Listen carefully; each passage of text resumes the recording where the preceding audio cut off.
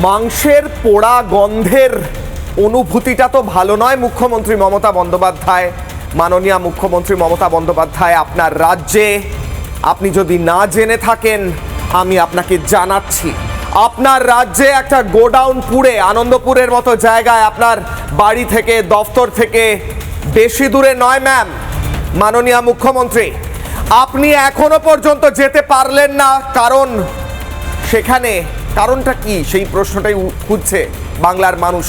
সেখানে আপনি রাজনীতি পাচ্ছেন না বলে, সেখানে কোনো সংখ্যালঘুর মৃত্যু হয়নি বলে, সেখানে আপনার রাজনৈতিক ফায়দা উঠবে না বলে আপনি কেন যাচ্ছেন না মুখ্যমন্ত্রী?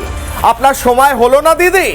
মুখ্যমন্ত্রী মমতা বন্দ্যোপাধ্যায়, আপনাকে প্রশ্ন করছি, আপনার রাজ্যে এরকম কারখানা চলছে, কত চলছে আপনি নিজে খোঁজ নিন, যেখানে ফায়ার অডিট হয় না, যেখানে পরীক্ষা হয় না সেই কারখানাগুলো আদৌ চলার যোগ্য কিনা, আগুন লাগতে পারে কিনা।